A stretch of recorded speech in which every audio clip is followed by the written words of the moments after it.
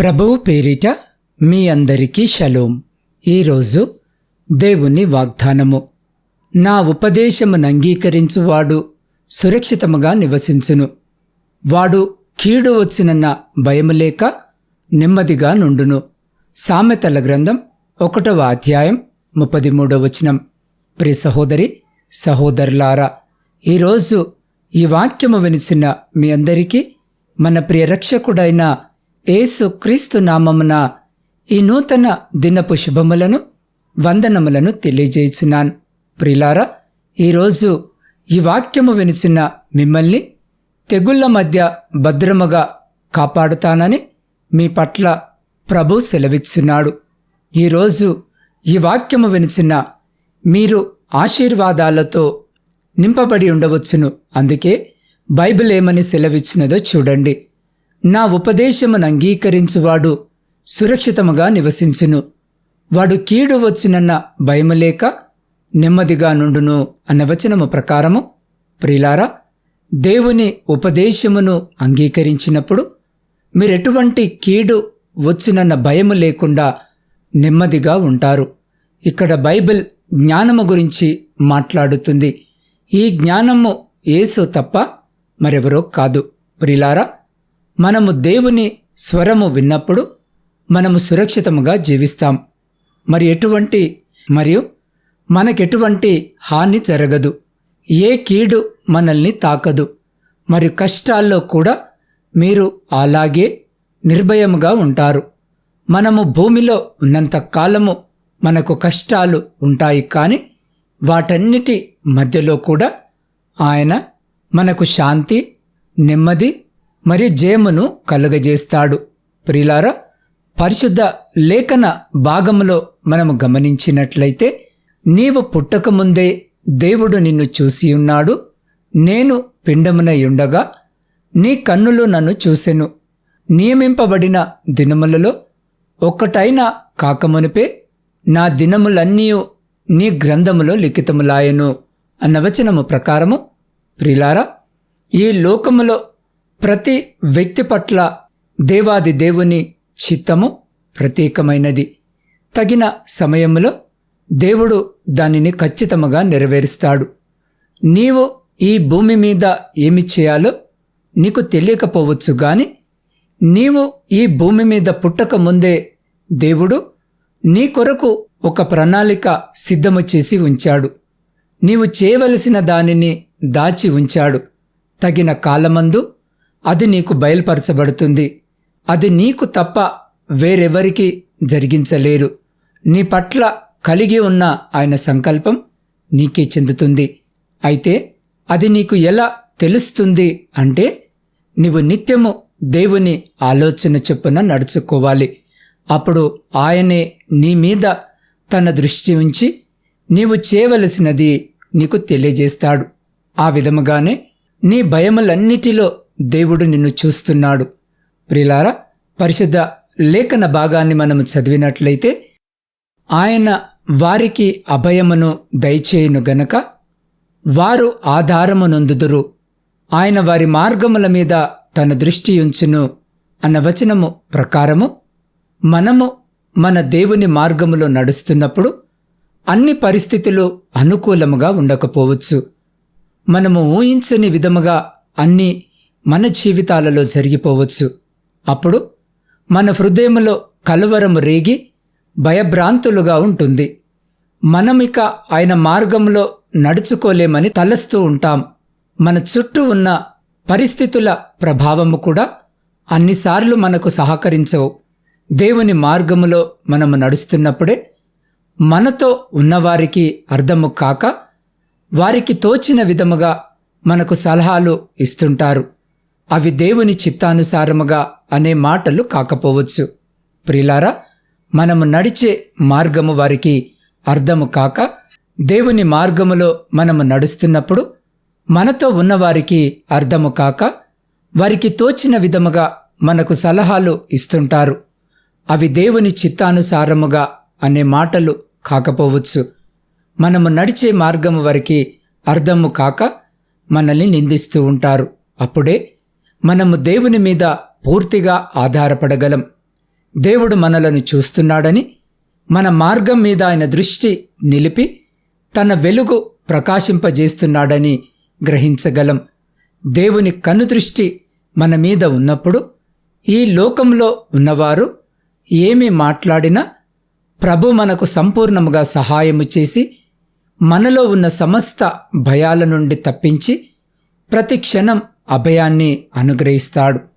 ప్రియులారా, తన ఎడల యథార్థ హృదయము గలవారిని బలపరచుటకై యెహోవా కనుదృష్టి లోకమందంతట సంచారము చేసినది అన్న వచనము ప్రకారము పరిశుద్ధ లేఖన భాగ చరిత్ర అంతటిలో అనేక మంది భక్తులు వారి బలహీనతలలో దేవుని బలము మీద ఆధారపడ్డారు. ఈ లోకములో వారికి ఎంతో బలము ఉన్నప్పటికీ వారి బలము వలన వారు ఏమీ చేయలేకపోయారు. అలాగే మన ఆత్మీయ జీవితంలో మనకు బలము దయచేయు దేవుని మీద మనము నిలుపుకోవాలి. అనేకసార్లు మనమెంతో బలహీనముగా చేయబడినప్పుడు మన పక్క నుండి మనలను బలపరచువారు అన్నిసార్లు మనతో ఉండకపోవచ్చు, కానీ ఎల్లప్పుడూ మనకు అసమానమైన బలాన్ని ప్రసాదించే దేవుని హస్తము, ఆయన దృష్టి మన మీద సదాకాలము ఉంటుంది. ఆయన కనుదృష్టి లోకమంతా సంచారము చేస్తుంది. ప్రియులారా, ఆయన లేని స్థలము, ఆయన కన్నులకు మరుగైనదేదీ లేదు గనక మన ప్రధాన యాజకుడైన క్రీస్తు మన బలహీనతలను ఎరిగినవాడు. ఆయన మనలను బలపరచును కాబట్టి మనం మన బలహీనతలో దేవుని బలాన్ని పొందుకొని బలవంతులముగా జీవిస్తాము. కాబట్టి ప్రియులారా, ఇప్పటి వరకు మనము దేవుడు మనకు ఎలా ఉపదేశము చేస్తున్నాడో, తన మార్గంలో ఎలా నడిపిస్తున్నాడో, ఆయన దృష్టి మన మీద ఏ విధముగా ఉందో గమనించాము. కాబట్టి ఇప్పుడు మన బ్రతుకులో మనకు మంచి మార్గదర్శి ఉన్నాడు. ఆయనే మన పరలోకపు తండ్రి.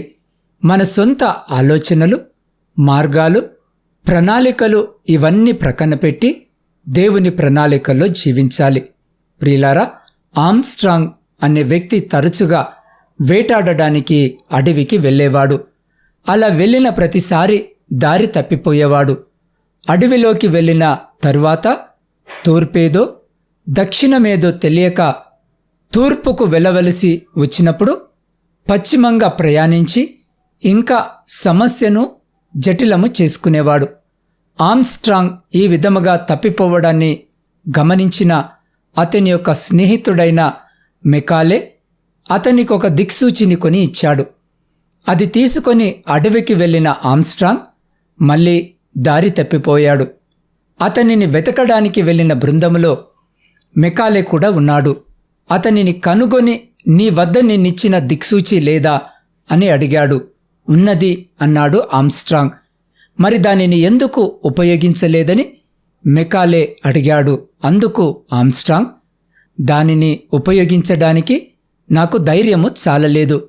నేను తూర్పుకు వెళ్ళాలని అనుకున్నాను, కానీ దిక్సూచి నేను వెళ్ళే దారి పడమర అని చూపిస్తుంది.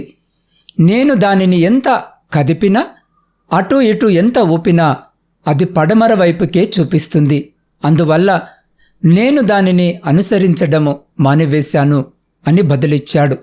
ఇదే విధముగా ప్రియ సహోదరి, సహోదరుడా, మనలో కొంతమంది బైబిల్ గ్రంథము వారు వెళ్ళే మార్గాన్ని చూపించాలని అనుకుంటారు, కానీ బైబిల్ చూపించే మార్గంలో వెళ్ళడానికి విధేయత చూపించరు.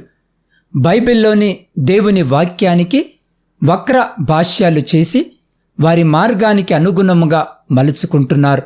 ఇలా చేయడం ద్వారా తమకు తామే తమ జీవిత గమ్యాన్ని పాడు చేసుకుంటున్నారు. కాబట్టి మనము ఈ విధముగా ఉండకుండా క్రీస్తు అడుగుజాడలలో మన అడుగులు వేసి తన హస్తాల్లో మన హస్తాన్ని ఉంచి ఆయనను సమీపించు మార్గములో అంతము వరకు నమ్మకముగా జీవించుటకు ప్రభు మనకు సహాయము చేస్తాడు.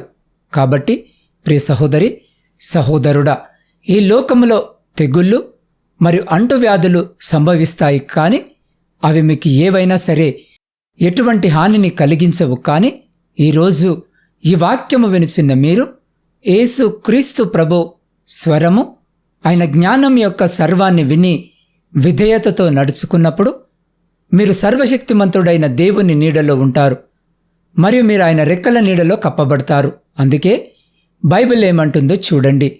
దయాళులను అప్పిచ్చువారును భాగ్యవంతులు, న్యాయ విమర్శలో వారి వ్యాజ్యము గెలుచును, అటివారు ఎప్పుడునూ కదిలింపబడరు. నీతిమంతులు నిత్యము జ్ఞాపకములో నుందురు, వాని హృదయము యెహోవాను ఆశ్రయించి స్థిరముగా నుండును. వాడు దుర్వార్తకు జడియడు అన్న వచనముల ప్రకారము ప్రియ సహోదరి సహోదరుడా, యెహోవాను ఆశ్రయించువారు స్థిరముగా ఉంటూ వారెటువంటి దుర్వార్తకు జడియరు. కాబట్టి మీ హృదయాలను యెహోవాను నమ్ముకొని స్థిరముగా ఉంటాయి. ఈరోజు ఈ వాక్యము వినిసిన మీరు వార్తల్లో లేదా మీ చుట్టూ చెడు కార్యాలు జరుగుతున్నవని విన్నప్పటికీ మీ హృదయం నెమ్మదిగా ఉంటుంది. కాబట్టి ప్రియ సహోదరి సహోదరుడా, ఈరోజు మనము ఎన్నో ఇబ్బందులను ఎదుర్కొంటున్నాము, కానీ మనము ధైర్యముగా ఉంటాం. ఎందుకంటే మనము యథార్థముగా ఉన్నప్పుడు మనకెటువంటి భయము ఉండదు.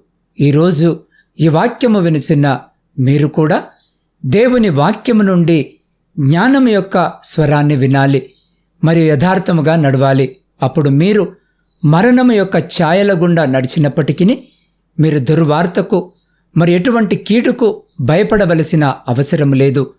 మీరు దేవుని రక్షణ మరియు భద్రతలో ఉన్నందున మీరు అన్ని శోధనలను జయిస్తారు. కాబట్టి భయపడవద్దు. అట్టి రీతిగా మన హృదయాలను ధైర్యపరచుకున్నట్టు అటువంటి గొప్ప కృప ధన్యత దేవుడు ఈరోజు ఈ వాక్యము వినిచిన మీకును మీ కుటుంబమునకును మరియు మీ ప్రియులకు వారికి ఇప్పుడు ఎల్లప్పుడు సదా ఎల్లకాలము దయచేసి మిమ్మలందరినీ ఆయన తన కరుణగల రెక్కల చాటున సంరక్షించి కాపాడునుగాక. ఆమెన్. ప్రార్థన. కృపాసత్య సంపూర్ణుడమైన మా ప్రియ పరలోకమందున్న పరమతండ్రి, మీ జీవము కలిగిన పరిశుద్ధమైన నామానికి స్తుతులు స్తోత్రాలు వందనాలను తెలియజేసినాం. దేవా, గడిచిన కాలమంతా మమ్మలను మీ కృపలో భద్రపరిచి ఈ నూతన దినములో నిన్ను స్తుతించుటకు మాకిచ్చిన సమయాన్ని బట్టి మీకే కృతజ్ఞత వందనాలు. ప్రభువా, ఈ లోకములో దుష్టత్వము, దుర్మార్గుల కుట్రలు, తెగుళ్ళు మరియు అంటు రోగాల నుండి మమ్మల్ని రక్షించుము. అయ్యా, మమ్మల్ని లేదా మా కుటుంబాన్ని ఎటువంటి కీడు తాకకుండా నీ రెక్కల నీడలో కప్పుము. అంత మాత్రమే కాదు, నీ రెక్కల క్రింద మాకు ఆశ్రయము కలుగజేయము. దేవా, నీ రెక్కల క్రింద ఉన్న ఆరోగ్యమును మరి స్వస్థతను మాకు దయచేయము. అయ్యా, మమ్మల్ని కాపాడుము. ప్రభువా, మా మనస్సులు నిన్ను ఆనుకొని ఉండున్నట్లుగాను మాకు సహాయము చేయము. దేవా, ఈ రోజు నుండి నీ విలువైన రక్తము మమ్మల్ని మరియు మా ఇంటిని కప్పునట్లు చేయము.